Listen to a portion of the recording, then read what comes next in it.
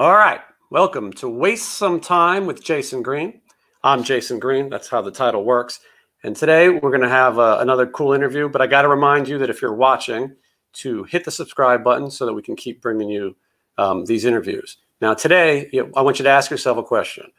What does LA Guns, RATT, Quiet Riot, Love Hate, and being crucified on the Hollywood sign all have in common? And we are going to find out the answer right after this.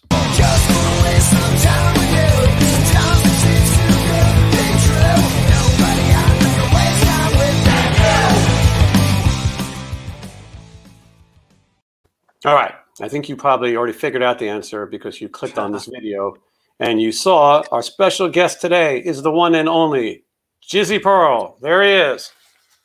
Cool graphics, dude. Thank you. Yes. I had a 16-year-old kid create that. Down in your basement? Yes. Yes. He makes the T-shirts too. Now, Jizzy, this is a very rare, this is the first time people have seen you in quite some time, I think. Yeah. In 2021, Gandalf is the new sexy, so I decided to take care of some business before I appeared before a live audience. Yes, yeah, you were holding out for a while. I get that, but now it's sweeps week, and I need you. Yeah. But now, so Jizzy, I was saying this is kind of going to be Jizzy Pearl. This is your life, or Jizzy Pearl for Dummies. We're gonna get into the sort of your history a little bit because there's not so much new to talk about, but we're going to work up. So, what I want to start with is Jizzy, the most obvious question, and I've known you a long time. I know the married. In bed by 9, Jizzy. I don't know this wild madman that I hear all this legend about, but we're going to get into that. But my first question, Jizzy, is where do you come up with the name Jizzy Pearl? Yes, you just dive right in, don't you? Well, some people are saying, what is this kind of name is this? Well, basically, obviously, my real name is Jim. It started in the 80s. It started on the Sunset Strip. It started in Hollywood. My band Love Hate. I mean, I was a kid and the competition was so fierce that you needed an edge. You needed to be larger than life. You needed a little bit of showbiz. I mean, this is the era where Motley Crue in '83 was doing pyro before anyone else. And you would go to a Wasp show and you'd see Blackie Lawless throwing raw meat across the stage and a young Chris Holmes on fire. I mean, the competition was overwhelming to be noticed in a city full of thousands of musicians. So, we'll put it this way. Would you rather go see a band with someone named CeCe DeVille or someone named James Wilkinson? You know what I mean? So I had to juice it up a bit to get some notice in this town. Yeah, you were definitely building a character early. Now, does your wife call you, like when you go to the supermarket, does your wife call across the aisles Jizzy? Yes, she does. Yes, she does. Okay. Quite loudly. Well, you've become, that's kind of your name. No one calls you anything else. It's sort of too late to turn back. You know what I mean? I mean, who knew in 1985 that it would be 2021, you know what I mean? And I would still have to wave this banner. You know what I mean? You don't think like that. You're a kid and you're in Hollywood and you got to get your mojo on. And so here we are in 2021 and I have to suffer the slings and arrows of the blabbermouth trolls. Sure, yeah, and hopefully we'll get some of those today. But Jizzy, so you mentioned 1985. You had a band called Data Clan. Now, was this in Chicago? No, this was Love Hate was originally called Data Clan, and it was kind of you got to remember K-Rock was really big back then in LA, and it was sort of new wave-ish, and I was into it. You know what I mean? I was into that music. I was into pre-Mother's Milk Chili Peppers. Remember Fight Like a Brave Chili Peppers? And alternative music. Susie and the Banshees was big. The Cult, when they started out, were huge. You know what I mean? Not so much the traditional metal that sort of came later. But that's kind of where it started. So what year did you move to Hollywood? Well, I lived in the San Fernando Valley for years and years before I ended up moving to downtown LA, this loft where we all lived. I picture that movie Dazed and Confused. That's kind of what my teenage adolescence was. You know, I was a big reader of Aldous Huxley and Carlos Castaneda, and I was convincing myself that all this drug taking was some sort of experiment in consciousness expanding. But now, obviously, we know we were just trying to get high. Mhm. So, okay, so talk about the beginning of Love Hate. It was the four guys. We all lived together in this loft in downtown LA. The old Hertz Rent-A-Car building. It was in this shithole neighborhood. And all the offices were our bedrooms, and what would be the secretarial pool was the rehearsal area. And that's how bands did it back then. I don't think they do it like that anymore, where you commit yourself to living together communally, sharing everything, in some sort of commune. And you bond together, you play together, you live together, you fight, good times, bad times. And it took us years and years to get a record deal. You know what I mean? You're signed up for the long haul, but you really don't think that it's going to take 4.5 years.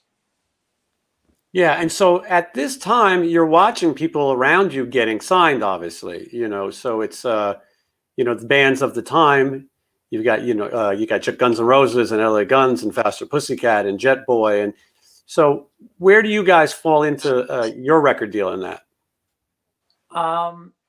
Yeah, that was a hard time watching everyone else get record deals, because you think you're good. Obviously, you think you're destined. Everyone does.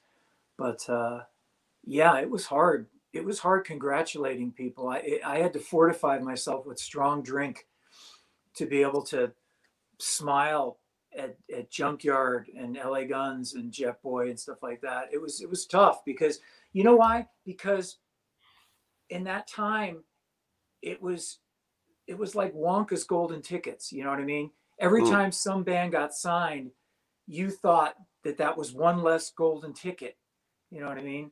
And frankly, we thought all the tickets were taken, but it ended up that they weren't. So we ended up getting a deal.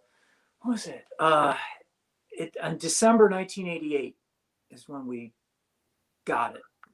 Yeah, and I'm sure people watching are familiar with Love Hate, but you guys also weren't the typical sound of those other bands. Love Hate was a little different. I mean, maybe Being Smart kind of you paid the price in some ways, because when everyone was signing, stupid man. I should have listened to you. I should have been stupid. Because when everyone was signing the next, Guns N' Roses get signed. Well, now we need to have 3 bands exactly like that, and you guys weren't another one of those bands. Well, we look. Everyone is influenced by everyone else. When you go out every night and you're seeing 3 and 4 rock bands that are similar, A chords are A chords. I mean, hair is hair, tattoos are tattoos, and you get influenced by other people, even though you don't think you are. We were influenced by LA Guns and Faster and Guns N' Roses. Of course, everyone was, what I mean? So I give all those guys kudos for helping us in the development of what eventually became our first record, Blackout in the Red Room. There's AC/DC there. There's some Chili Peppers. There's some Jane's Addiction. There's some, straight up Sunset Strip, Hollywood. You know what I mean? All in that mix. Yeah. So here's the record. Here's Blackout in the Red Room, which was released in 1990, right? Yes. And so tell me about what happens when the record comes out. Well, we basically spent most of 1990 on tour. We spent 10 months on tour. And I had just, my girlfriend at the time, we just got this place in the Hollywood Hills, this penthouse apartment. You know what I mean? I was living large. I had the nice car, all the accoutrements of having a record deal, you know, the payoff for all the years of poverty. I lived next door to Urkel's dad. Remember Urkel? Jaleel White? Yeah, I lived next to the guy from the Nakatomi building, the black guy. Yeah, in a penthouse apartment, of course.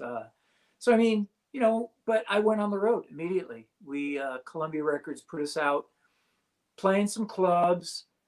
Then we got on some tours. You know, basically started out with Dio playing big places. He was still huge back then.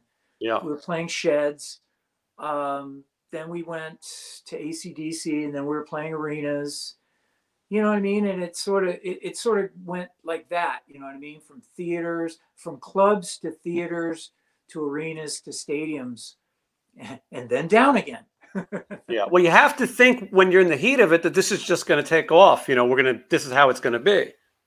Well, you do think that that's how it, because deep down, every musician thinks that they're destined for stardom. I mean, it's the only thing that keeps you going during the hard times. You have to believe, because it's all you have. So, you know, we get this huge record deal. We're, you know, doing huge things. We're on MTV, of course. Of course you think that this is the rest of your life. Yeah. So you have a video for Blackout in the Red Room, which they start playing on, you know, Headbangers Ball, I'm assuming. Headbangers Ball, MTV, you know what I mean? It was pretty regular. And the Dope video as well. Right. And so now where was that Blackout in the Red Room video filmed? It was done in this abandoned warehouse in LA. They just built the 4 white things, the walls, and then we just went in and did it. And so it was pretty bare bones. Yeah, it's a basic video, but it stuck with people. People still watch it. You know, it's still on, you know, YouTube and all these things. And that song, you've never gotten away from that song. People love it. It's played at all kinds of places. Famous bands are playing it as their introduction. Who had it? Was it Guns N' Roses who had it as an intro tape? Oh, that was your boy Steel Panther, I think. Oh, well, yeah. Let's see, but yeah, but I mean, it's funny that song is still alive, and you're still playing it, and people still love it.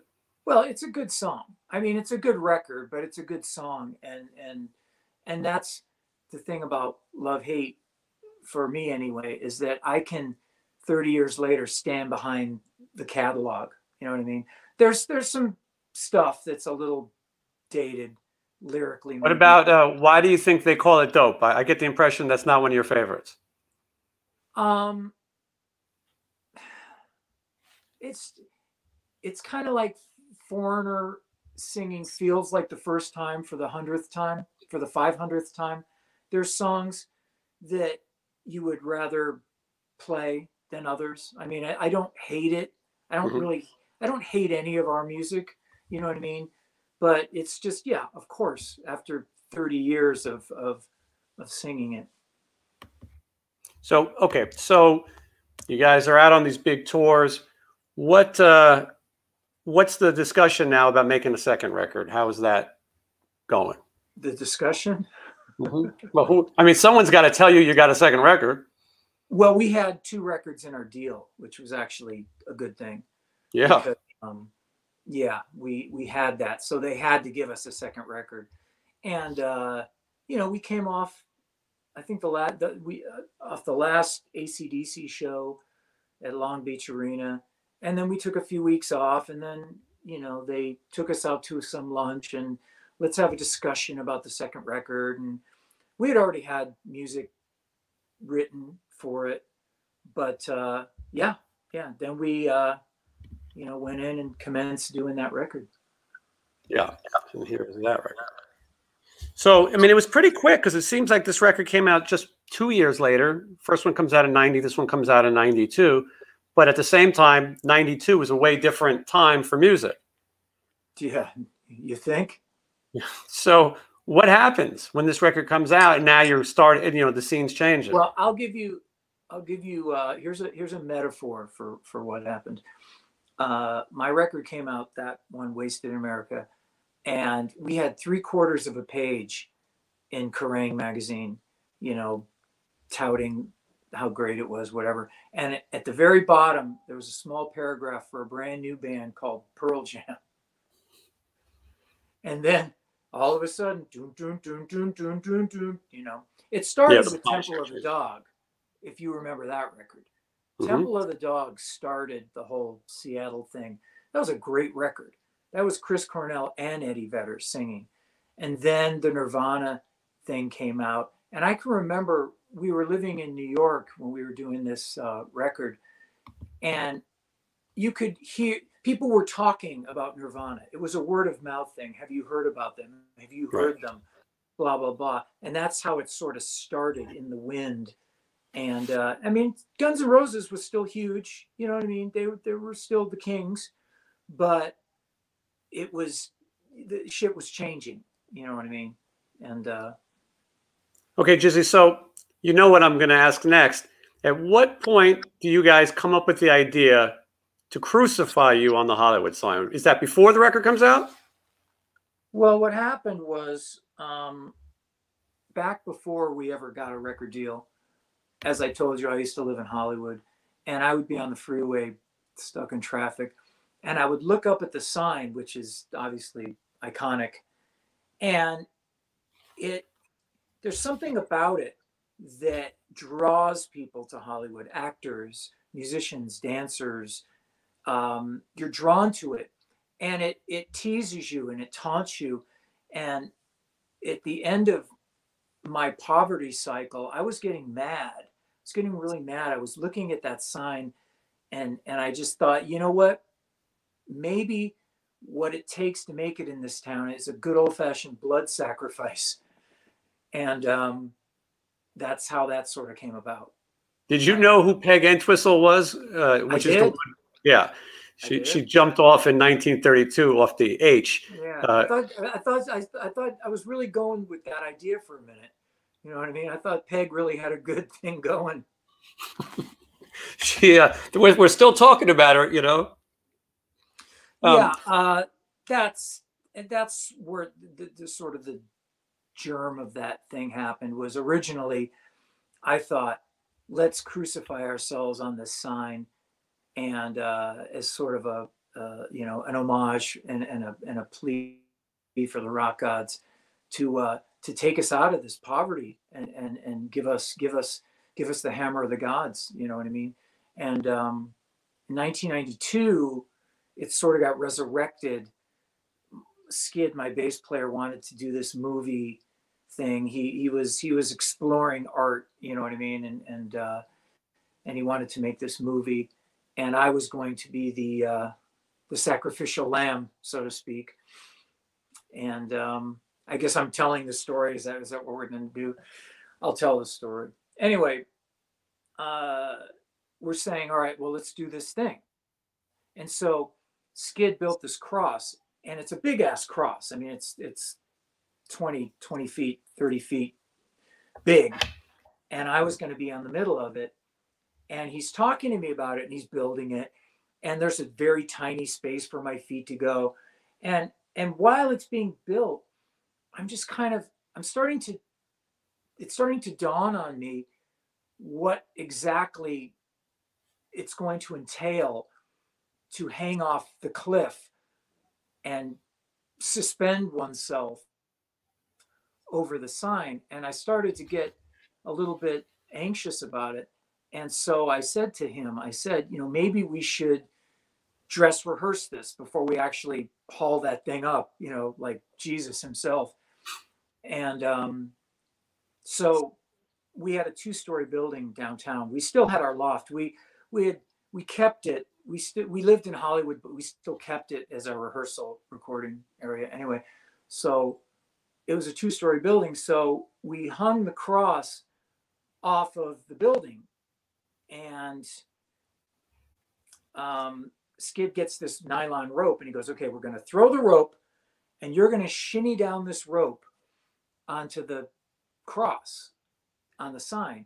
And so I look over the edge of this 2-story building with this little rope with no ties with, you know what I mean? Mm-hmm. And I thought to myself, maybe this isn't very safe. And so Skid goes, I'll show you how safe it is. And so he climbs over, grabs the rope, and falls straight on his ass. It looked like Mario Brothers, you know, bing. He just fell right on his ass, right on his tailbone.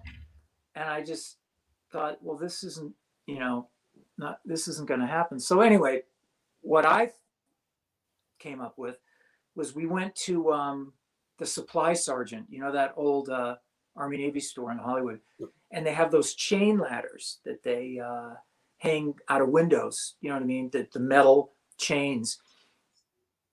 And anyway, we bought it and we hung it over the side of the building, and I could, you know, safely climb down and get onto the cross and sort of hang there, you know, like Jesus himself. There we go.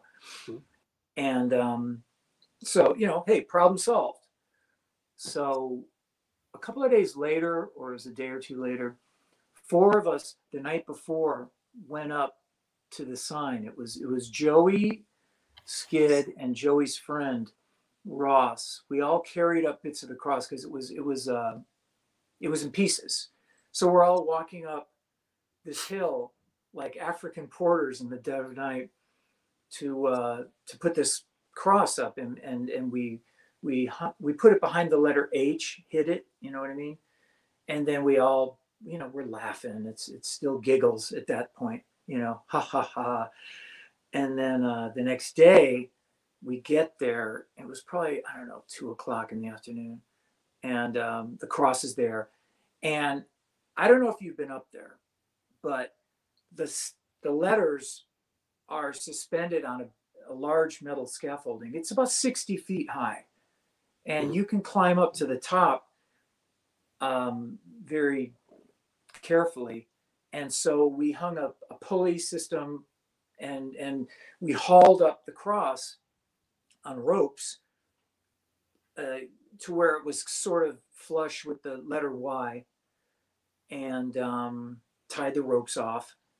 And then it was time, you know. Jizzy, hold on. Before we get to the big moment, and we're going to watch some of that. But one of the things that I find fascinating is that, you know, this sounds like this great stunt, but I think something that you left out is, didn't you sort of draw the short straw in a sense about who was going to do it? Like, weren't the other guys not able to do it? Well, I was sort of picked to do it because I was the singer, you know what I mean? Singers kind of have to fall on their sword for rock. And you know, Skid was, he played the warrant card. But didn't he have like a prior or something? Well, he had a bunch of traffic warrants, you know, so he couldn't do it because he had traffic warrants. I was going to get arrested. That was okay. Right. But okay, now Jizzy, so we're at the big day. You're going up there. Is there any part of you that says, okay, this is ridiculous, I don't think I'm doing it? I only really thought this is ridiculous, I can't do it, when I was on the ledge. Okay. I was climbing up to the top, and it was Joey and I actually that were, the rest of the guys were down on the ground. And Joey and I climbed to where I was going to eventually, you know, rappel down this thing onto the cross. And this is what happened. If you know, the letter Y is shaped like this. So we couldn't get both of the parts of the chain ladder to sit to climb down. We could only get one into the crook of the Y. So instead, so all of a sudden, this dawns on me as we're up there. I realized that maybe the letter H would have been a more advantageous, you know, way to go with it. Anyway, so I'm up there and I go, we can't do this. I can't get on the sign. I can't do it. And, you know, there were talk of, you know, don't be a pussy. it had gotten to the point where had I not done it, yeah, I would have been branded with the letter P my entire life. You were invested at this point. Well, I had to do it. I had to do it. It was one of those things of you know what I mean? You got to roll the dice.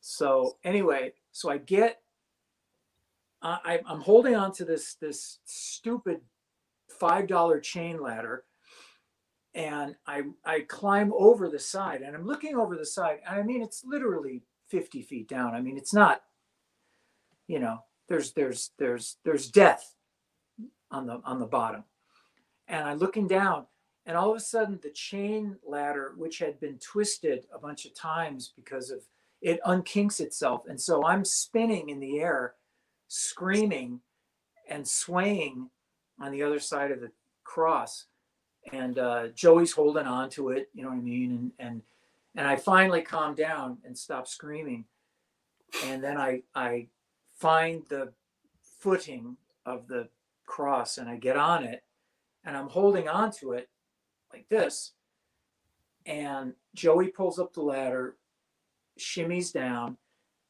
and he's running down the hill laughing. I'll never forget that fucker. He's turning around looking at me laughing because I mean, it's, you know, it's amusing.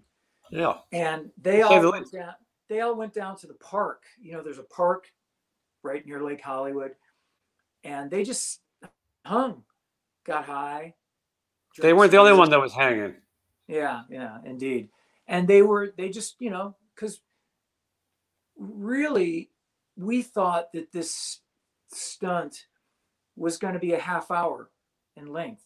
Now, Jizzy, did they have a video camera or something? How are we going to document this? Well, somebody videoed it. I think our manager had hire somebody to do some video work, but we all thought that it was going to be a half hour. The cops would obviously see it, and I'd be taken down quickly because there was no safety measures involved with it at all. I mean, it was a very rudimentary crucifix. I'm not even going to show it. Yeah. Oh yeah. Hold on. Let me just turn the volume down so we can talk while we watch this.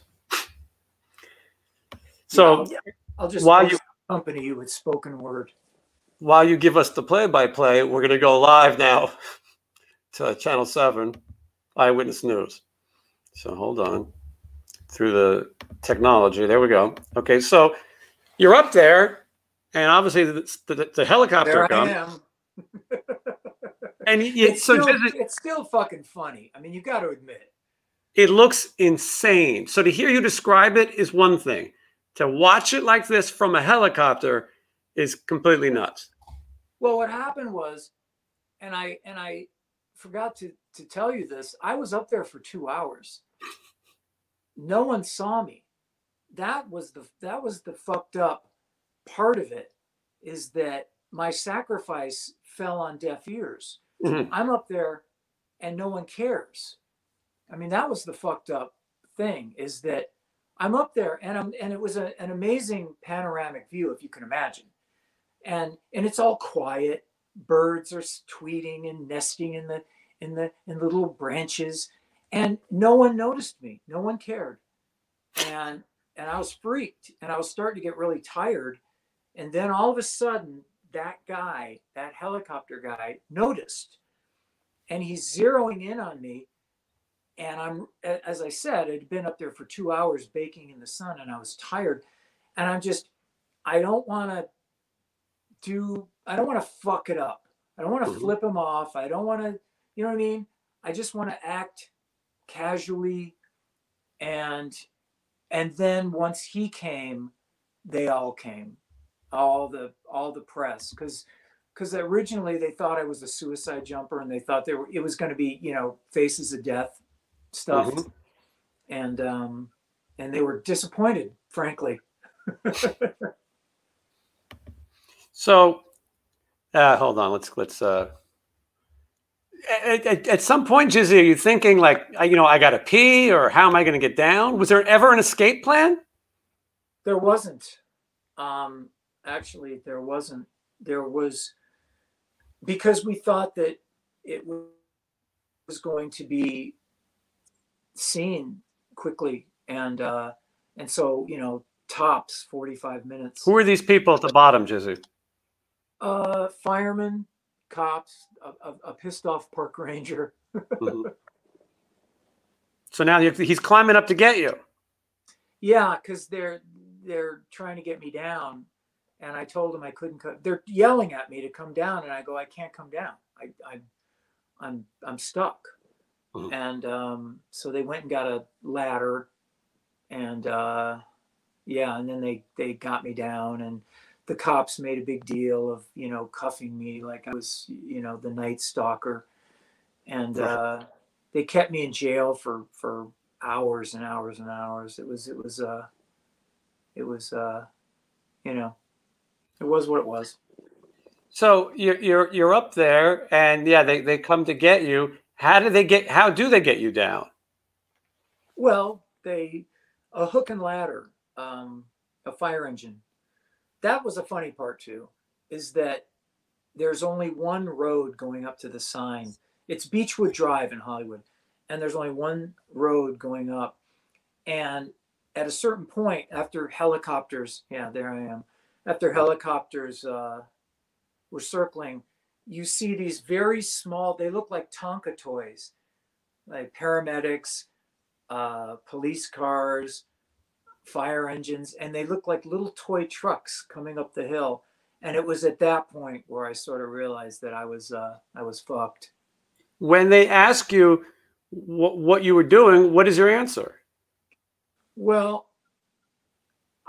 as I said, I'd been up there for a number of hours, and I was baked in the sun. I was shirtless, baking, and I was tired, and I just didn't want to say the wrong thing. I didn't want the epitaph to read, you know what I mean? We did this amazing thing, and then I said something, you know, stupid. Mm-hmm. So I just kind of said, you know, I'm an artist, and art speaks for itself. I mean, that's kind of what I said. And then they sort of made up other shit. They said, oh, I wanted to sell records, and this is my desperate chance to sell records, which obviously I wouldn't say, but you know what I mean? It was just I was trying to be the performance artist guy. And, you stuck to it, yeah. You're lucky they didn't. You're lucky they didn't get the rubber hose. Well, if it obviously, look at how little the guys are. That's how big that letter is. You see, those humans are actual size. So that's me, and it's a cliff. If you go up there, it's a sheer cliff. So if I'd have jumped, because I was thinking about maybe I could jump. If I'd have jumped, I would have at least broken my leg, if not more. So yeah, you waited out. You know, it's just one of those things. You know what I mean? Had this happened, well, you couldn't do it now in 2021. No. For real. They would you know, put you in jail. But back then, I mean, I had to pay for a lawyer and do some community service. I had to do, you know, a few days of community service painting graffiti over with winos in the Hollywood, the Hollywood beautification team with our yellow shirts, painting over graffiti. Yeah, that's sorry, I was getting caught up in the video, and Mark Brown is reporting. You know, if for those people who want to watch this, you know, you can go on YouTube and watch it. The people guessing what you're doing, the newscasters, are so square and ridiculous. And you had the word Jizzo on you somewhere, right? Yeah, I did. You know, if you think about it, it's outlandish. I mean, 1992. It's outlandish. I mean, people fuck with the sign. They change the letters, you know, Hollywood, you know, stuff like that. But no one actually went for the went for the Jesus Christ pose, you know. Yes. No. Absolutely. And afterwards, I mean, I don't know if you know this, but afterwards, they installed all these motion sensors and shit, because they just didn't want a repeat of me or anybody like me doing something, you know, crazy to their, you know, lauded landmark. Yeah. No, it's and you know, forever, Jizzy, you're in Hollywood history. Yeah. Yeah, that was my 15 minutes. Well, I think you've said it too. What's so funny about it is how it almost backfired. No one was going to see it anyway. In some sense, you're lucky that the news broadcast it live, and that later you could, you know, now here we are, we can share this footage. But Yeah. it's sort of going to fall on deaf ears. Yeah, can you imagine if I had to spend the night? I Did mean, you? seriously, Did this? that was the hardest thing to sort of to take, is that the Hollywood sign. I mean, you'd have to be in Hollywood or live in Hollywood to really understand the significance of it. You know what I mean? Seattle has their needle. You know Mm-hmm. what I mean? Paris has their Eiffel Tower. Hollywood has the fucking Hollywood sign. Yep. And for me to do something so blasphemous, you know, I mean, Christian ethic, satanic, blood sacrifice, Aleister Crowley, all wrapped up into one, and yeah. So it was, you know, for what it was Did a it? funny thing. Did it sell any more records? It, you know, it didn't, and because my label Columbia Records was very conservative. They, you know, Barbara Streisand, Bruce Springsteen, you know what I mean? They not only didn't get it, but they were mad. And so they sort of didn't dig it. I mean, they really didn't dig it. And to be honest, to be on a record label, you have to sell records.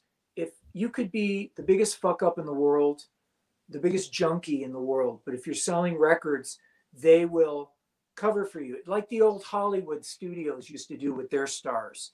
You know what I mean?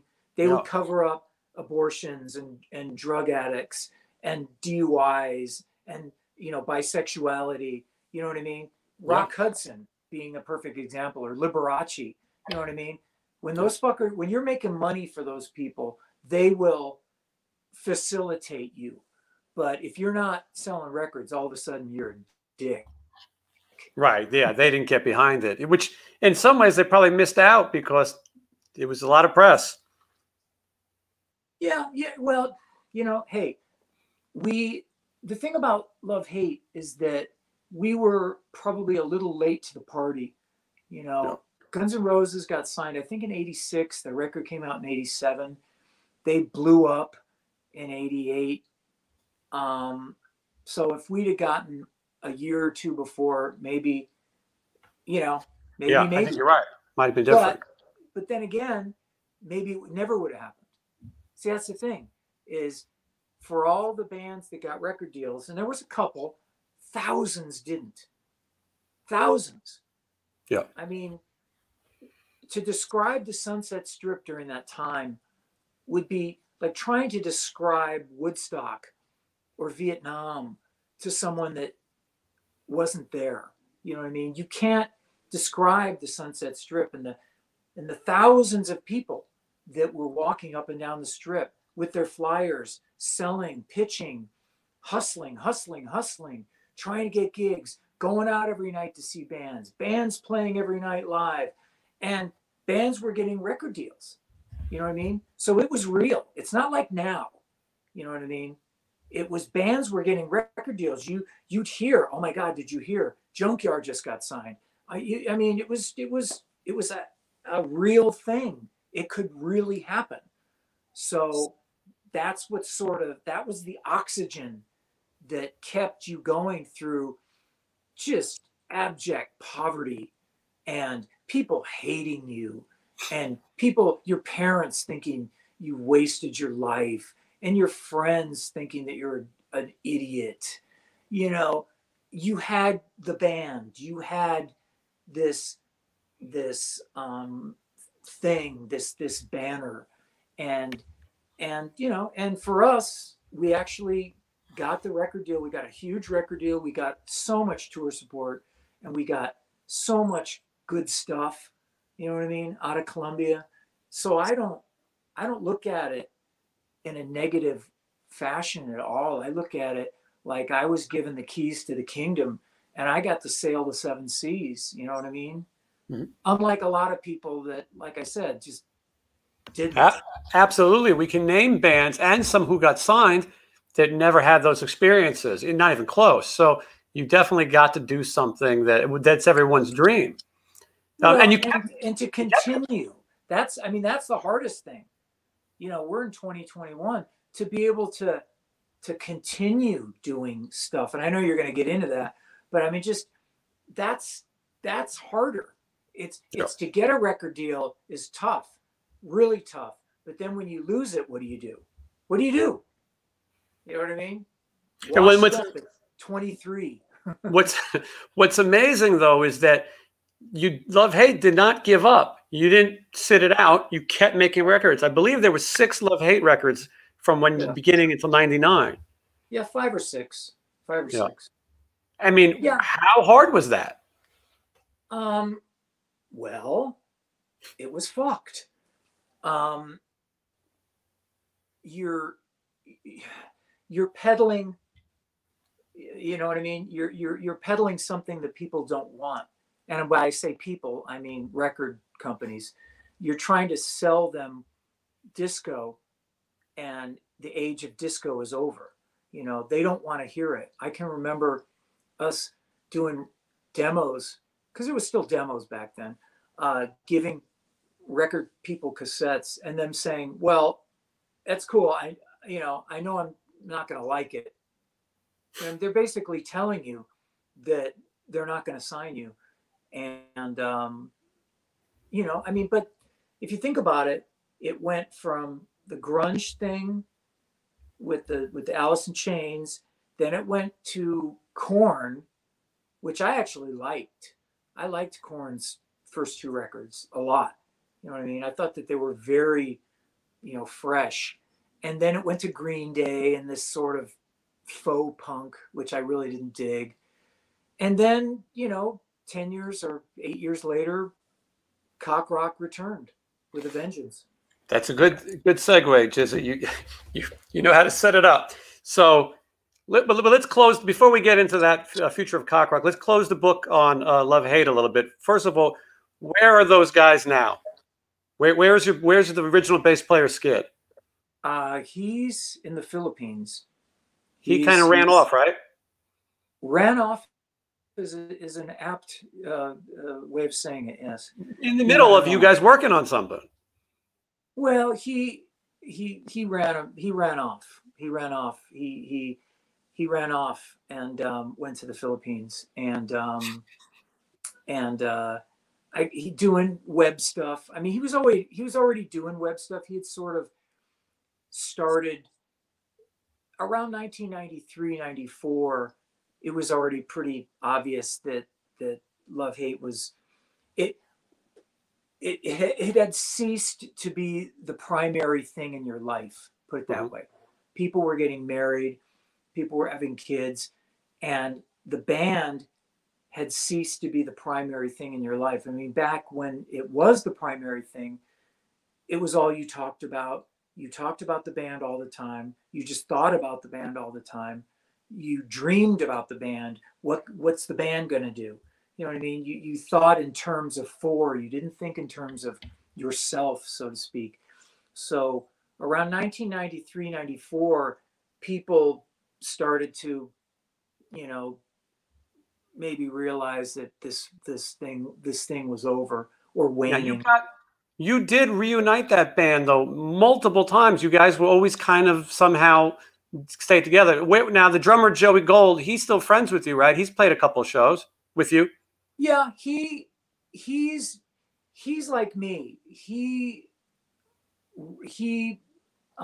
appreciates the positive and the blessings of what we had and what we did, because it's life experience.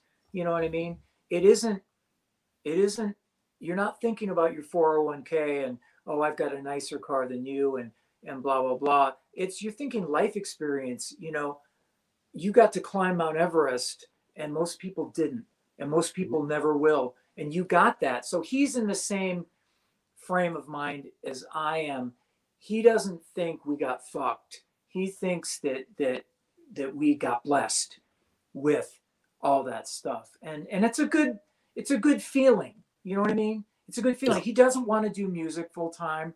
It's just not what he wants to do. He's got a really good job, and so every once in a while we get together and we get to play, and he gets to play the whiskey again.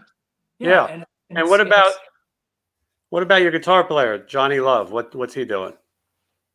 Who the fuck knows? Yeah. Is there any chance that the four guys from Love Hate could ever play a show again?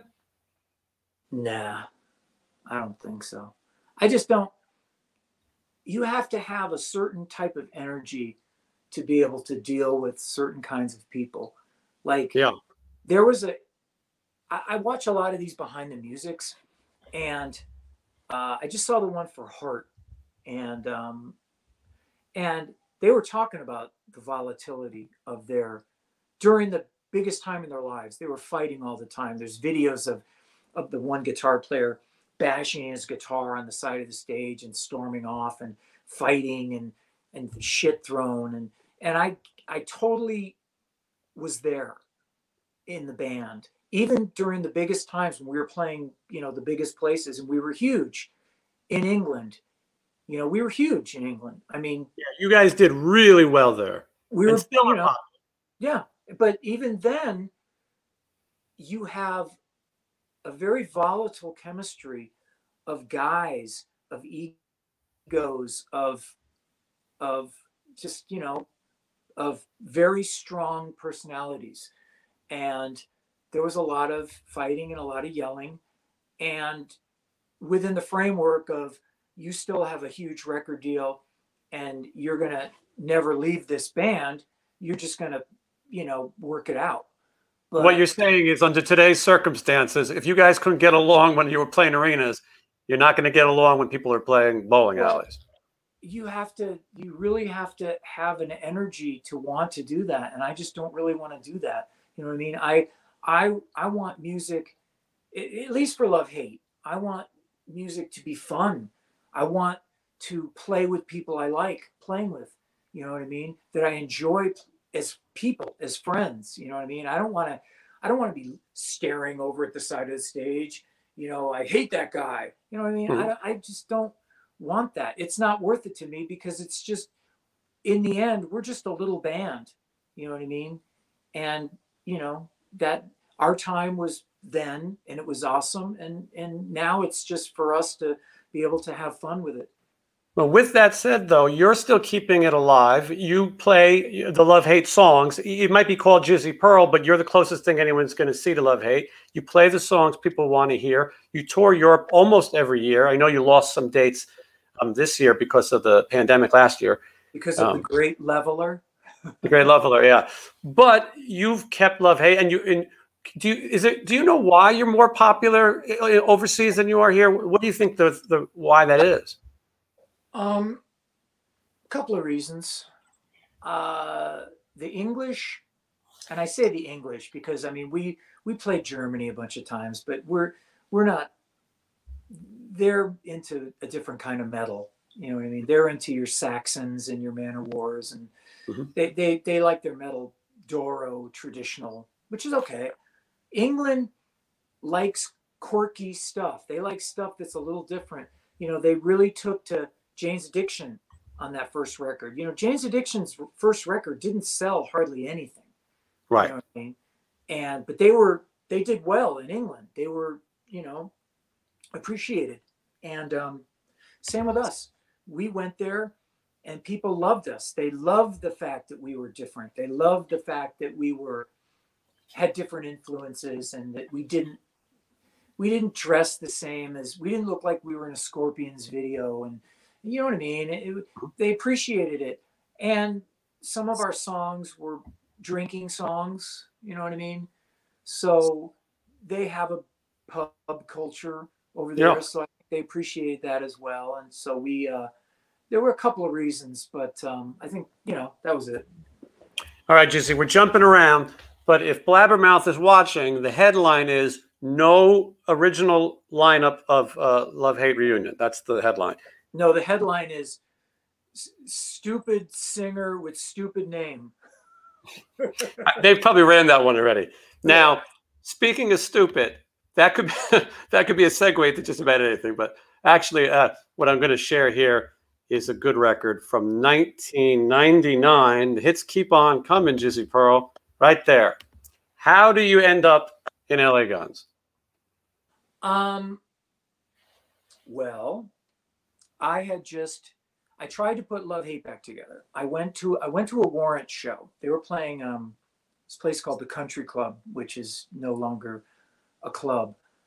And I went backstage, and their manager was talking to me, and he said, you should get Love Hate back together. And I was, well, I don't know, and this and that. But he just sort of nudged me in that direction. And so I tried to get the band back together. I tried to get Joey and John. Skid didn't want to do it. And I was friends with the Dio people, Wendy and Ronnie. And so Ronnie decided, well, I'll take you out on the road with me, and Wendy will manage you, and we'll put you under our roster, our Niji roster. And it was a disastrous tour. It was horrible. It was like the worst behind the music that you. But what was so bad about it? Our guitar player quit the band 5 times the first week. Didn't want to be there. Fighting all the time. We were in a van, little or no hotel rooms. It was real. It was like a band in their teens or 20s. You know what I mean? That's how we were traveling. Very, very combat, no frills. And it was, you know what I mean? It was hard. It was harsh. And there was just negativity. Anyway, it exploded. And I went back home. I was living in the loft. I was still the only guy living in the loft. So I was, you know what I mean? I was back to cockroaches and homeless people and bars on the windows, and and so I was just not feeling very rock star-ish at the time. And then somebody called me to go audition for LA Guns, because apparently LA Guns was going to get Joe Lestay to sing for them, and they were having some sort of issue. He wasn't showing up or whatever. Joe Lestay is the singer for Bang Tango. Yeah, he was on tour and he couldn't do it. They had to wait, and they had a tour, and they needed to know that they had a guy. And so I just went and auditioned. And the audition was basically me doing Led Zeppelin songs, because Tracy and I are Led Zeppelin fans. And so I just sang Led Zeppelin songs with those guys, and it was great. And at this point, LA Guns is Tracy Guns and Steve Riley. That's the core. Yeah. Mm-hmm. And then I think it was 2 weeks later, we went on a Rock Never Stops tour, back when those things were happening. Mm-hmm. And it was like a Slaughter, all those sort of bands. There was like 4 of them. And we were on a bus, and we were playing sheds. We were playing 10,000 seaters. And, so it was having come off of the debacle of the last Love Hate tour, and just, crashing and burning. I can't even describe to you how fucked it was, to being on a bus, rocking and rolling, playing LA Guns songs on an arena stage. It was pretty awesome. And anyway, we started writing songs, and that Shrinking Violet record was special in the sense that a lot of the songs were written during sound check and rehearsal. A lot of bands, that was the first time I had sort of done that. You know what I mean? You're doing an extra long sound check, and you're just jamming, and it turns into a song. And all of a sudden you come off tour, and you've got, the basis for a record. So that was pretty cool. Yeah, I thought this is a good record. Maybe people haven't heard it. They could, nowadays you can find music anywhere.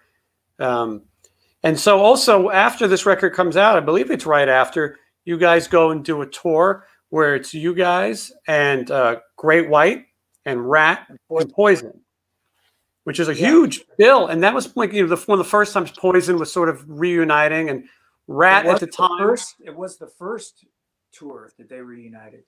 Yeah. It was again, you know, you're playing really old music and you're playing sold out place. It was sold out the entire time. Mm-hmm. And people were just so they really embraced. I would watch Poison every night just because I would get this vibe of love from the crowd watching them. You know what I mean? And it was really good. It was all positive. It was way, you know, and people can say in later years we sort of, you know, wore out our welcome with too many tours, too many packages, blah blah blah. But this being sort of the first one, yes, it was really, really good. And I ended up cultivating a really good friendship with Stephen Pearcy. mm-hmm. You know, I was sort of his young, drunken protege, and because he doesn't make friends easily. He's not, you know him, you know, and so yeah, we hung out every night, and I was in, you know, it was great, good times with those guys. If he likes you, he likes you. But what's interesting is now we're jumping ahead. You become friends with Stephen Pearcy, but then somehow you end up taking his job. Look at this. Look at these guys. Some might say he abdicated his job. Mm-hmm. True. You know, another band that has a history of not getting along. And I speak for all those original members. I don't think I'm telling anybody something new that RATT didn't get along. You know, they didn't get along. And I think this is the most dysfunctional of those heavy metal bands. I know that sounds crazy. They didn't get along like a lot of big bands, you know. And Steven had it and he left. And anyway, they started looking for a singer. And I knew Robbie, the bass player. Robbie Crane. Yeah, I knew him from just Hollywood. And he arranged for an audition. And I didn't get the gig at first. Robert Mason got the gig. Right. Robert Mason, who's now in War. Yeah, he got the gig first. And they went and showcased for John Kolodner to see if they could still keep their record deal. They were on CBS Portrait Records. And he said no. And there's different stories, but I guess Robert just decided he didn't want to do it. He had stuff that he wanted to do. He had his own stuff that he wanted to do. And then it was his bowling night. He couldn't miss his bowling night. Maybe. And then I went back and re-auditioned and got the gig. Yeah, and now, okay, so it's funny. Is one time Stephen Pearcy told me that RATT did all the same crazy stuff as Motley Crue. They just didn't film it and write books about it and end up dating famous women who went on to tell this tale. So this was a dysfunctional bunch of people. Yeah, but I'll tell you something. When I joined, before we actually started playing out and blah, blah, blah, turns out that Warren DeMartini and I are both from Chicago. Turns out we have a lot of similar stuff in our family background. And that was really an awesome thing for me to be able to play with someone of his caliber. You know what I'm saying? I mean, Tracy is a great guitar player. Everybody knows that. You know, he's a great guitar player. But it was something special to play on stage with DeMartini every night. And that was awesome. I enjoyed it. Yeah, I mean, he's another guy. If he likes you, and he's very quiet, and he's kind of a private guy now more than ever. But so you guys go out, and this was a time when changing singers wasn't quite as popular. Now, you know, every band has a different singer. This was a big step for you to step into RATT around 2000. You made it last for 6 years with those guys. Yeah, it was in the beginning. You know, there was a lot of hate mail that I got, and promoters would put up posters of the old guys from 1985. You know what I mean? And so there was some shadiness going on from promoters and clubs that didn't you know what I mean? They wanted to sell the band, the Round and Round band, you know what I mean? Because Karabi was in the band too. And, you know, it wasn't all, it was just the two original guys. It was Bob and it was Warren. But, you know, we did some really great tours, and we worked a lot. And again, it was just one of those things of people make fun of these, you know, the word scab is bandied about, but, you know, if you're a national act and there's money on the line, you know, and you make a call, I need a guy that can learn 15 songs in a week and go on tour with no rehearsal and not fuck it up. You know what I mean? I was known as that guy, one of those guys that you could count on, even if you didn't like me, you know what I mean? Because I'm an acquired taste sometimes, but you knew that if it was your business, that I would give you everything 100%, and I wouldn't, you know, I wouldn't be an idiot. Well, and this certainly began to show that you were definitely somebody who could step into a gig. You know, Steven Adler had a band. They needed a singer. They plug you in, and obviously, there's a reliability to you. You're not a train wreck. They know you can do it, and you can sing these songs. And so you may be a little misunderstood, but you were always sort of ready to go. And you know, at this point, I should also point out you're writing books. I mean, you're not doing your typical thing. I think you cut your hair before all the other guys were doing that. You're writing books. Didn't you live on a webcam at some point, Jizzy? Well, I had I got fired from LA Guns in 1999 when they got all the originals back. Phil came back, and I think all of them came back. They did, yeah. Mick and Kelly too. And because they got offered money for a reunion record, and you know, they took it. And so I was sitting there, and I had a book that I had written, my first book, and I just go, well, now what? How does one peddle a new book in this internet age?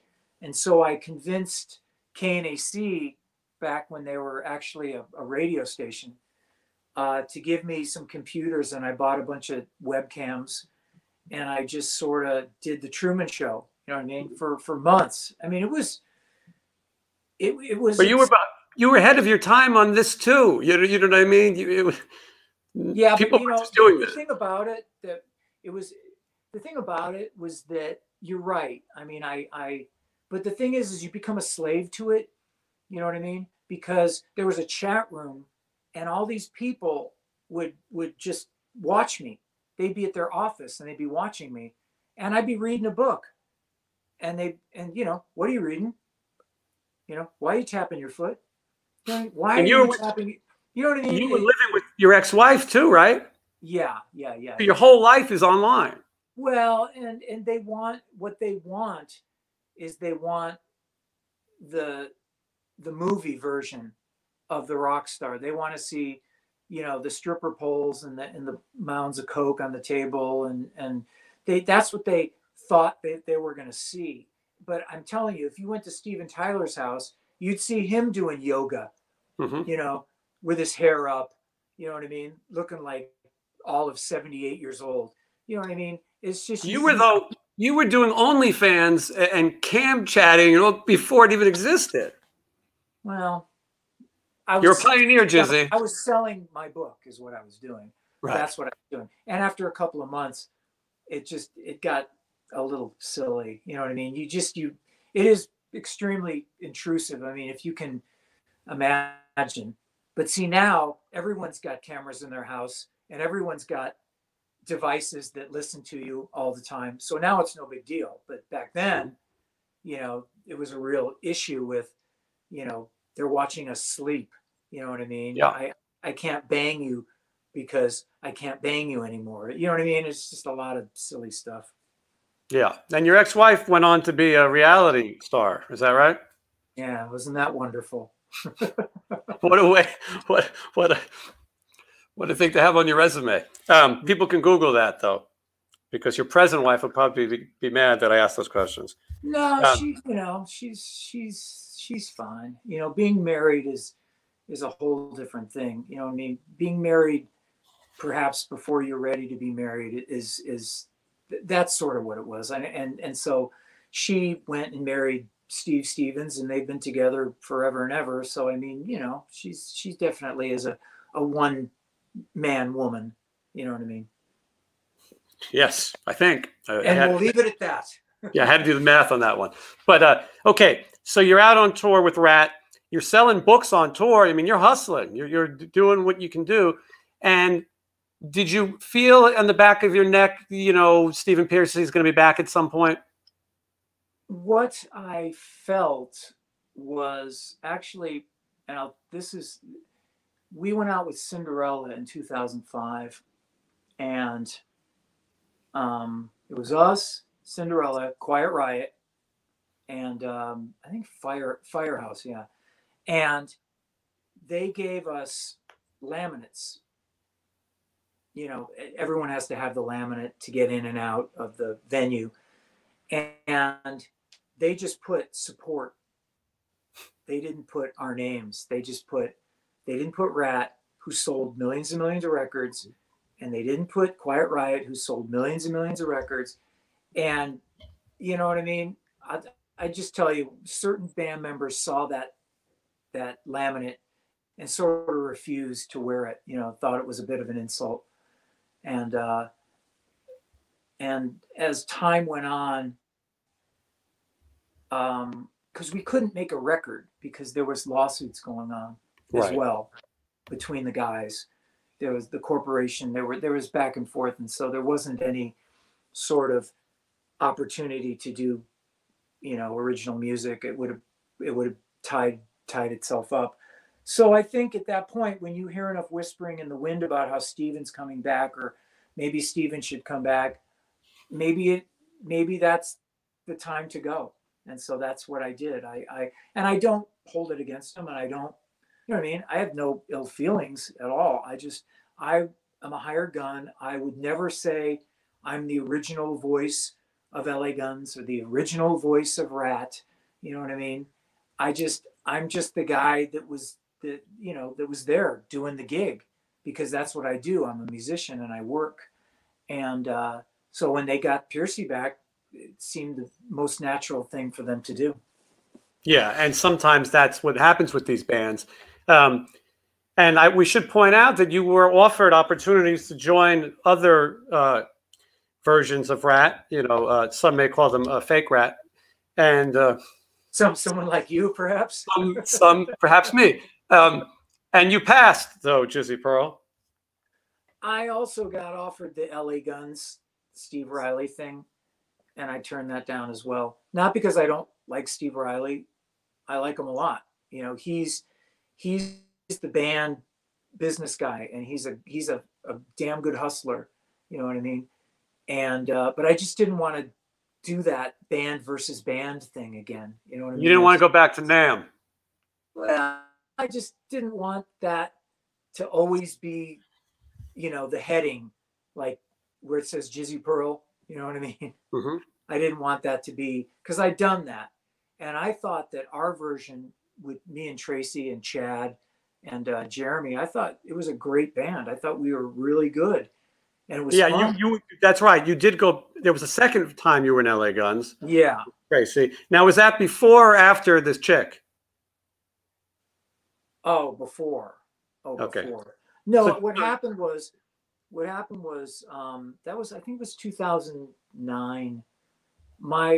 I'd been taking care of my mom. She died of cancer, and it was a long, nightmarish thing, as cancer is.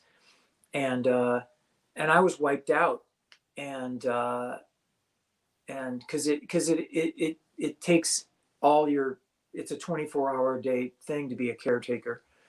And Tracy called me out of the blue and asked me if I wanted to go on tour and do it. And I really, really did. You know what I mean? I really wanted to be a musician again. Yeah. And that's what happened. And I was in the band for a couple of years. And then it just, again, you know, I left. And so it might have been the right opportunity and time for you because it was good to get out and play music and clear your head. But it was also, at this point, this is a lot of van traveling, and this is the hard, this is not the easy traveling. Well, hey, the older you get, the harder it becomes. Everybody is very cavalier, riding in a van. It's like Scooby-Doo, you know what I mean? They're all in the mystery machine. But when you're in your 50s and older, it becomes exhausting, you know what I mean? And you want your energy to be devoted for the gig, because the gig is the most important thing, but the travel definitely does beat you up for sure. Yeah. So, okay, Jizzy, we've gone through a lot of your career. Now we're talking about all these bands where there's someone behind you, there's the original singer, there's this and that. You got to wonder, hey, look at that. Jizzy Pearl, by the way, is he's modeling the brand new Angus Scrim candle. I went to a punk rock store in Vegas, and they had all these Jesus votive candles, but they had Angus Scrim votive candle, and from Phantasm. I mean, when are you ever going to see a Phantasm votive candle? So I had to go get it. And plus, Phantasm was one of my brothers and mine favorite goofy movies. Yeah, to see. It's so it's a cool thing to have. But it's so great. I mean, that movie is so bad, it's so good. Okay, Jizzy, so now here's the answer. You've been in a band that had, Stephen Pearcy, you've had a band that had Phil Lewis. You need to find yourself a band where the singer is not going to come back. Yeah. And there you go. Yeah, thank you. Here's my segue. No, let's be honest. What a segue it was. Yeah, thank you. This is the beginning of your time with that band, but this is Quiet Riot, for those who can't tell from looking at it. Yeah, that's me with short hair. Yeah. And so Quiet Riot had trouble getting a singer. I mean, they went through a couple of people, and it wasn't working out. So tell me how you got involved. Alex Grossi called me out of the blue again. I always get these gigs. Like I said, let's call this guy. He can do the gig. And I mean, Quiet Riot, frankly, the material is very difficult. It's not easy. It's a lot harder than the RATT material, as far as, the material, the how high you have to sing. Very demanding. And I stepped in and got the gig, and started the ball rolling again. Jizzy, I was skeptical. I mean, I was happy that you got the gig, but I was skeptical. I didn't know if Jizzy could do this kind of gig, and saw you on the Monsters of Rock cruise. I was working with Winger. This is 2014, I think, and I got to see you play twice, and I thought it was outstanding. I thought you really did a great job, and it was a lot of fun, and it proves that. And listen, obviously, the great Kevin DuBrow has passed away. So if you want to hear the music, this is how you have to hear it. And there are a lot of bands that are changing lineups and things. But if you like Quiet Riot, and this was a really great show. And so you did that for a number of years, and you recorded an album with them as well, right? Yeah. Which actually they're talking about re-releasing. We're redoing some of the stuff. I'm re-singing some of the parts. Alex, I mean, we're kind of shining up, getting the tarnish off some of these songs, and sort. It was a bit rushed, right, the first time? Well, yeah, I did all my vocals in 3 hours. You know what I mean? But more than that, it's getting it's getting the tarnish off of it, and sort of. There's some other stuff. I mean, now with Pro Tools, you can cut 4 bars seamlessly. Like if let's say a pre-chorus is too long, or if there's a part that just doesn't work, and you realize years later, after you've already written a recording it, that it doesn't work. And I do this with my record as well. You know what I mean? If there's a part that doesn't work, even if it's 2 bars, even if it's a guitar part, you can, with Pro Tools, fix it seamlessly and make it a better song. And so that's being talked about, the plan anyway. Yeah, well, it sounds like a good idea. You have some product, and you spend a little more time with that. So you left Quiet Riot once.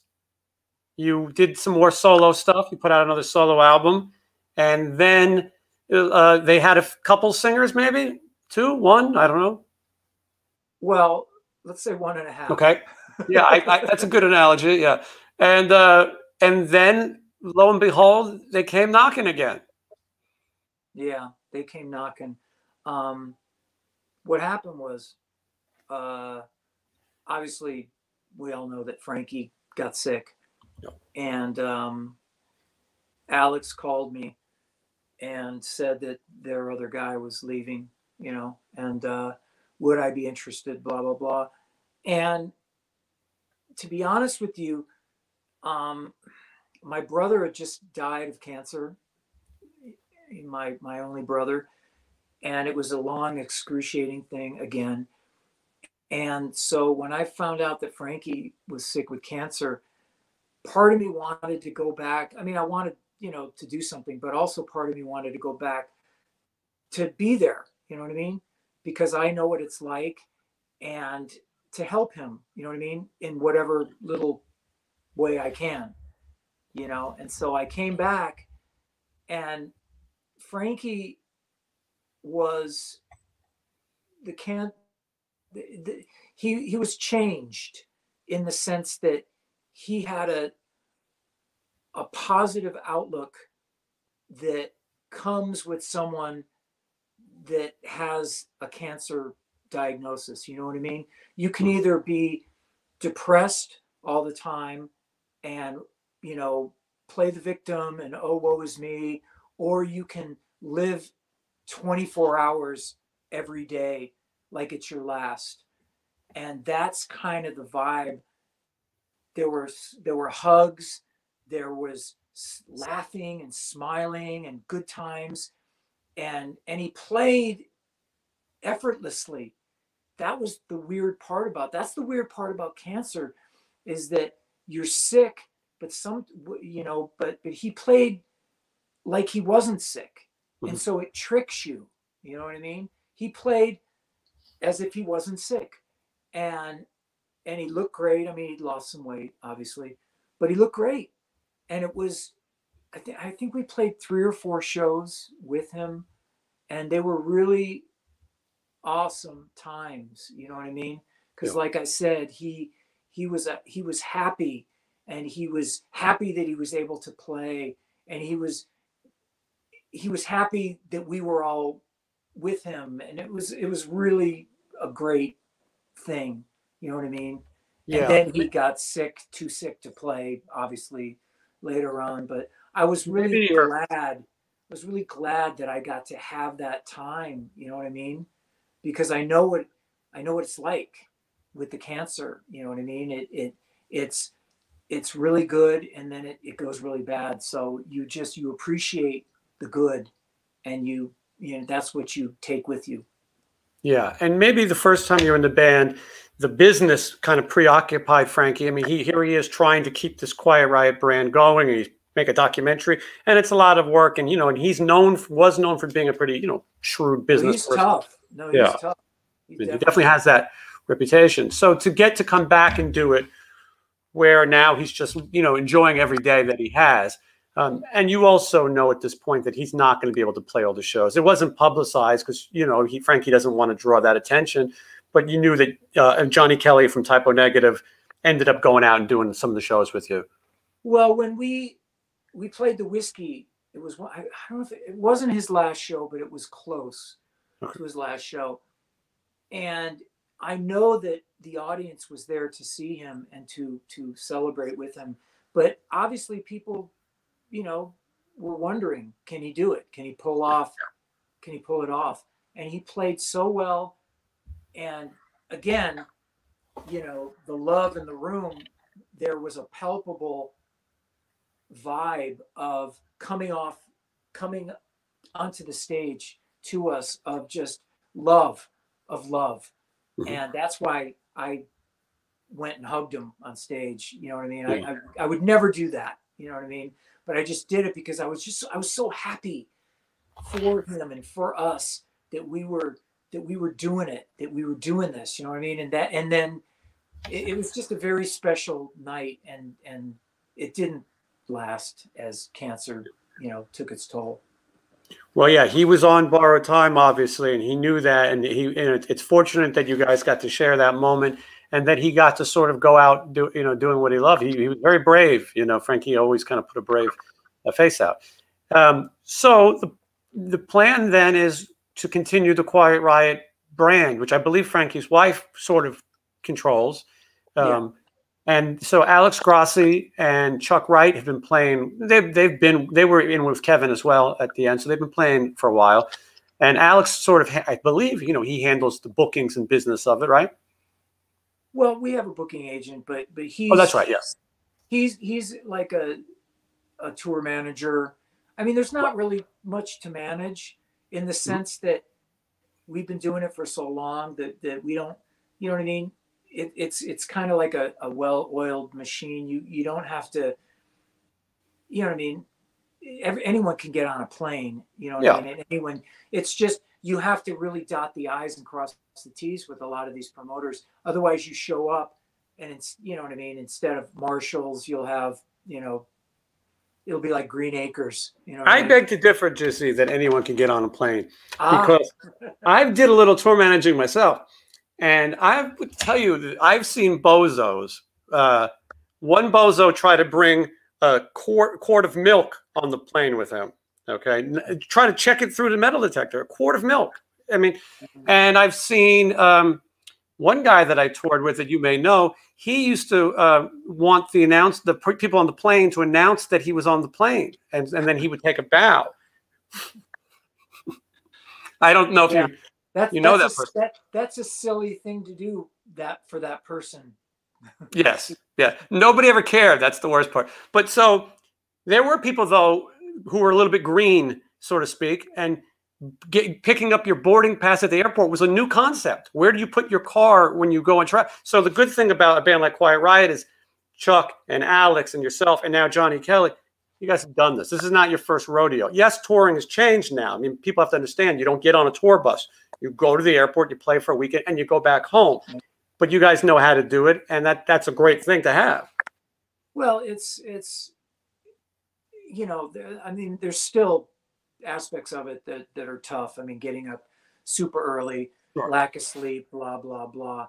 But it's just, you know, I mean, it's just the way it is. And honestly, with the COVID thing, I mean, you know, who knows? Who knows? I mean, you know, this way of life that we know, you know, who knows? You guys played one show last year, right? A couple. Okay. We did Sturgis. But I mean, again, we got to Sturgis.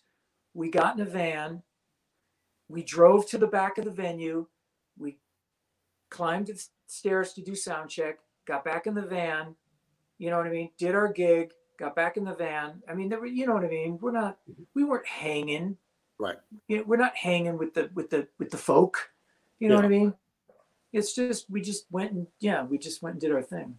And now you have some upcoming shows for this year. I mean, and I understand that everybody is just waiting. You know, there's no guarantees what's going to happen, right?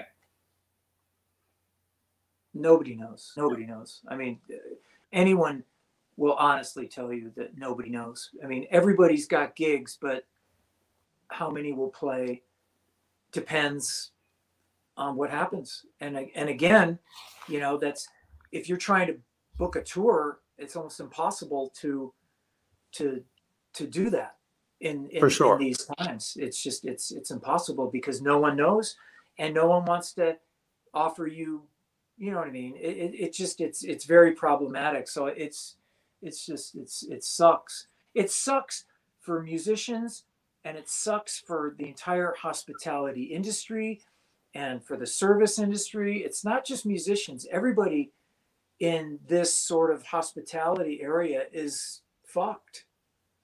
Yeah. You know what I mean? Well, you know, and Jizzy, you know, we both live here in Las Vegas. And so when you weren't touring, we were able to do gigs here. You know, Sin City Sinners, a band that I put together and still have and run. You know, we had a great lineup. Oz Fox from Stryper. We had Rowan Robertson from Dio. We had Blas Elias from Slaughter on drums. Scotty Griffin, who was in LA Guns, on bass. And then we had you singing. And I think it's a funny thing. I think people just assume, well, I'll see those guys next week. You know, oh, well, they'll be around. And now that you don't have any live music here in Las Vegas, or at least nothing worth seeing, that you miss it. And I think that when the time comes, we'll do some of those things again. But like you said, this Las Vegas entertainment and hospitality is closed, and it's a tough thing. Well, because so much of Vegas is connected to the entertainment casino. I mean, we have friends that are in Cirque du Soleil, and it's over. It's just over. I mean, what do you do if you're an acrobat and there's no gigs? I mean, you climb the Hollywood sign. Yeah, and jump.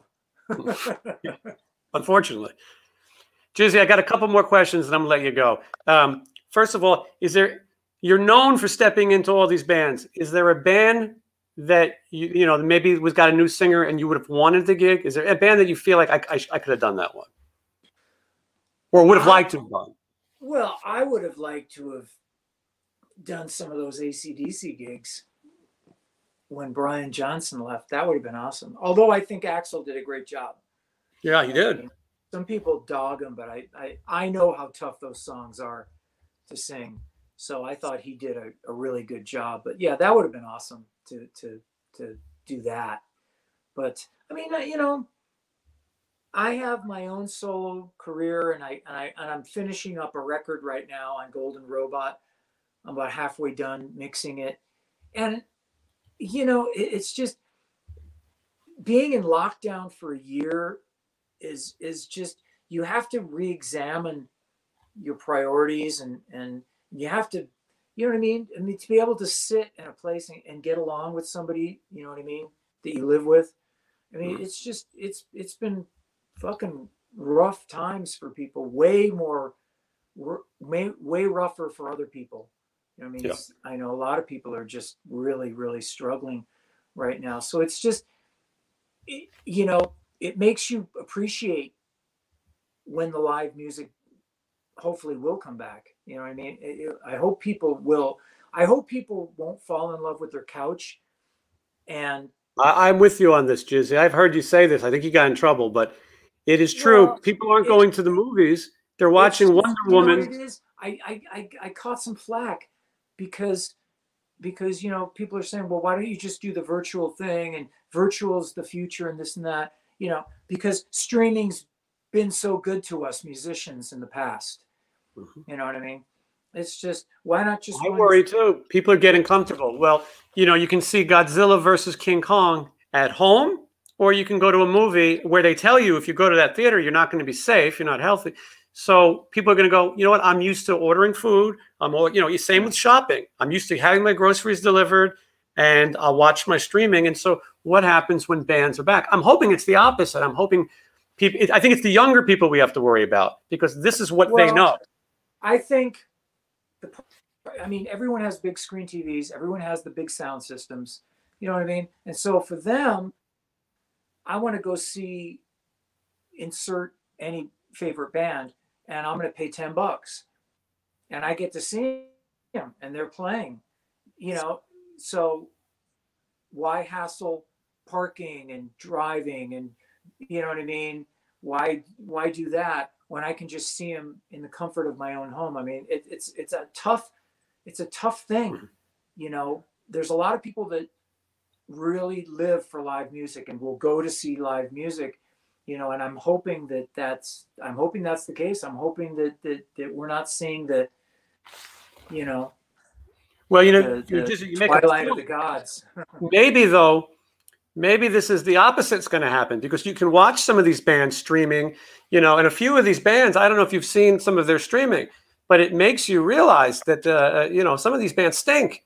And especially when there's no audience and the sound is what it is. And maybe some of these guys are past their primes, and, you know, they're dusting off their hair pieces and going back out. You know what I'm saying?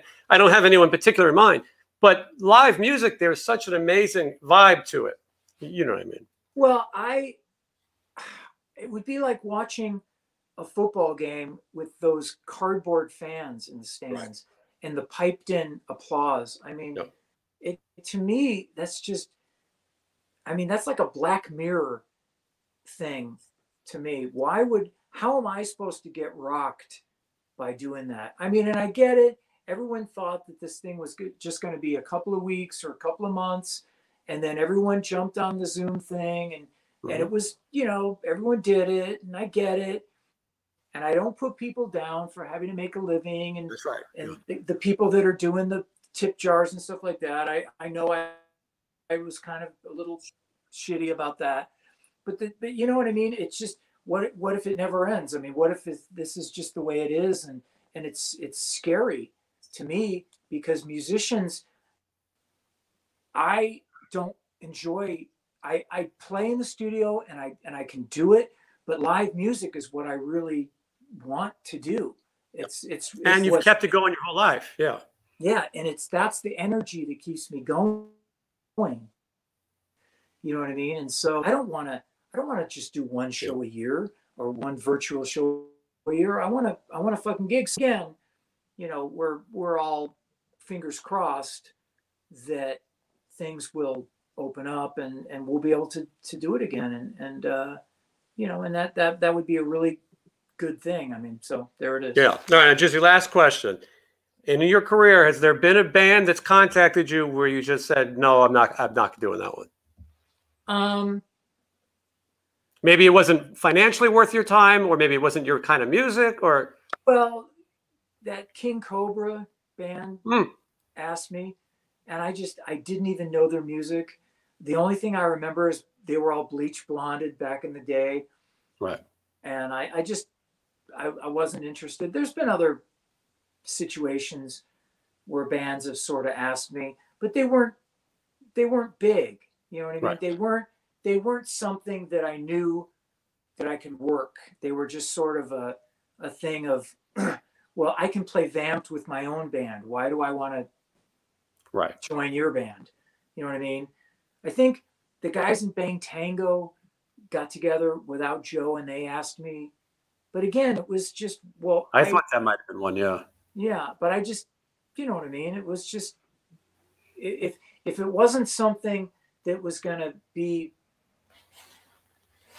financially, you know what I mean? If it's not paying for your Angus Scrim candles, it's not. Well, if it just, you know, I already have my solo thing, and I do it as a side project and whatnot. So, I mean, I just, you know, it would have to be something a little bit better, bigger, better. You know what I mean? Absolutely. Yeah. It doesn't make sense to take, you couldn't take everything, but I was sure you get offered a lot. I got offered some stuff and some stuff that was frankly absurd. Somebody wanted me to join Tiger Tails. Nice. You know what I mean? And that's pretty absurd. Well, nothing against those guys. I mean, oh no, I agree. Yeah, I get it. It's just not my thing. I mean, power, glam, pop is not my thing. Like Pretty Boy Floyd, nothing against those guys. It's just not my thing. You know what I mean? And I don't think that I would do that sort of, just like I wouldn't join Napalm Death. You know what I mean? Because it's just, that's not my thing. You know? Yeah. Well, and you have to be You have to be able to sell what you're doing, and if you're not, it's no point. I mean, you know, I'm more Nazareth. Nazareth is my thing. I could do Nazareth. They might call. Yeah, maybe. But I'm just, you know what I mean? You gotta know what you're good at and what you're not good at, and certain things just I wouldn't be the guy. I'm more your heavy metal, you know, Robert Plant type guy. Do you think we can get a blabbermouth headline? Jizzy Pearl says no to Tiger Tails, yes to Nazareth. Yeah.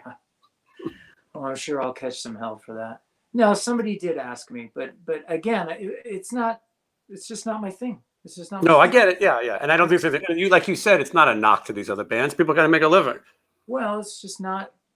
You know, you have to front something that you believe in, and you just have to, you know what I mean? Yeah.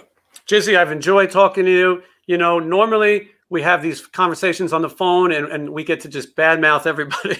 And today we had to put on the PC hat. And but well, you more than me. You mean I slipped more? Yeah. No, no, no. Oh, yeah. No, hey, I've been listen. We talked about some of the bands that I definitely, I definitely had an opinion. You know, to be honest with you, I don't talk shit about people. I just don't. And when I was friends with Steven, we had this conversation, and I just said, you know what? I appreciate the fact that you never badmouthed me when I was doing your gig, and I never badmouthed you, and so we can be friends. You know, we can be friends after all that, and that's. Well, you were doing a job. That's right. Yeah. Yeah, I don't generally talk shit about anybody. I mean, publicly, because unless I don't give a fuck. You know? I relate to that. You know, so that's kind of the thing. If someone is, if I know someone's talking shit about me, and I think, well, fuck you then. I'll go there. But generally, or if you work, or if you work with a really horrible person who plays the drums and represents himself as owning a band, I mean, things like that. I don't know. But Jizzy, let's sum it all up, because we learned a lot. I think this was very informative, and I bet people saw a new side of you.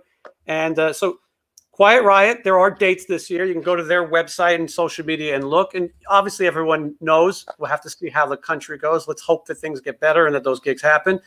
There's a new Jizzy Pearl solo record coming out on Golden Robot Records. So that's soon. That's this year. People look for that. Yeah, there's stuff. You know what I mean? It's again, yeah. I'm sure everyone you talk to has the same caveat about the future. We hope for the best, and prepare for whatever happens. Well, it's a fun time to be able to talk about people's histories. That's one of the reasons I do this, because on an average day, you wouldn't have time to sit down for 2 hours and talk about your career because you've got other things to do. Right now, we're all at home, and I find that people are really enjoying hearing even some of these inside stories because people are hungry for something to do with the entertainment business, and so hopefully, people have enjoyed what we're giving them. But soon enough, and then maybe we'll do some Sin City Sinners gigs sooner than later. Yeah, let's make. You need to have a talk with Steve Wynn. Yes, I think he's canceled. I think he's canceled. Yeah. It's a good Steve Wynn story, Jizzy.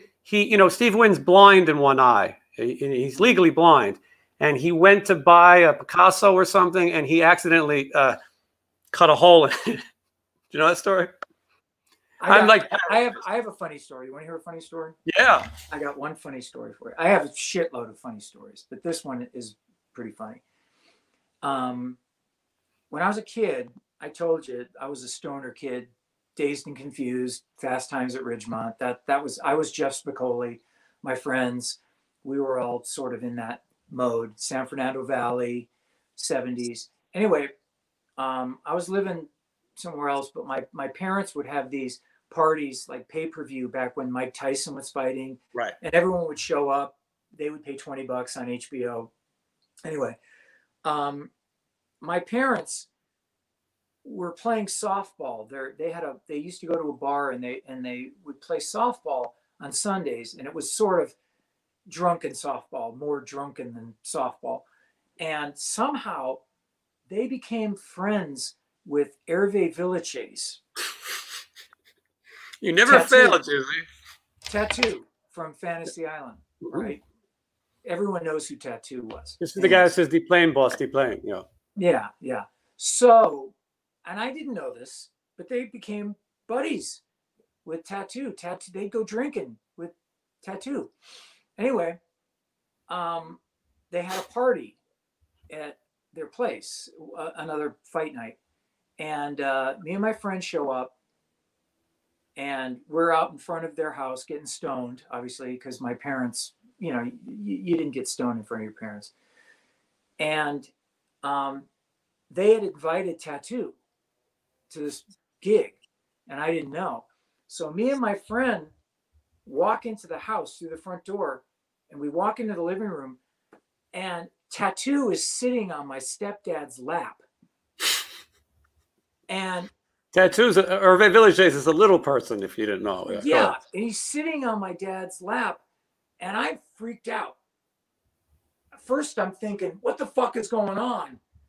And then I'm thinking, why didn't anyone tell me that my dad was such a damn good ventriloquist? Because Tattoo is, he's moving his arms and he's talking that weird talk of his, and I'm stoned and I'm freaking out because I'm thinking my dad is doing it. You know what I mean? It was like an LSD trip. And anyway, so me and my buddy, we're talking with Tattoo, and you know, is that weird voice he's doing and shit, and we're just, you know what I mean? It was, anyway, it was the surreal experience was walking into the house, seeing my dad with a ventriloquist dummy, Herve Villechaize, talking like Herve Villechaize. And it was one of those bizarre fucking moments. We should have opened with this story, Jizzy. It's almost we're almost at the 2-hour mark. People probably fell asleep by now, and they're missing that. Is that story in any of your books? No. Well, no. That's a good one. Well, it's good because it's true. I mean, because I hope I'm conveying to you what would go through a stoned teenager's mind walking into a house and seeing this and not being able to process. I mean, I can't imagine that anybody is not getting a picture of that. I mean, the mental picture of it's a little. With the little motherfucker flailing his arms and shit and just yakking. It was unreal.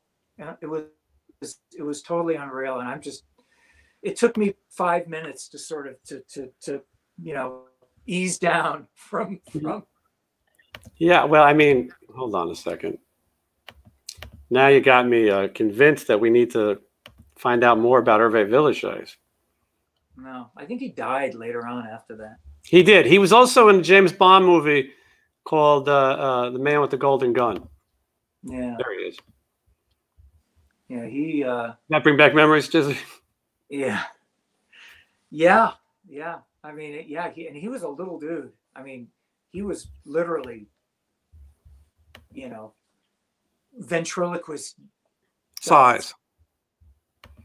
Yeah, hold on. Hence my shock and awe. Yeah, hold on, Jizzy. Now you got me on a tangent here. Hold on. Yeah, you might want to take this and splice it and open it up with it.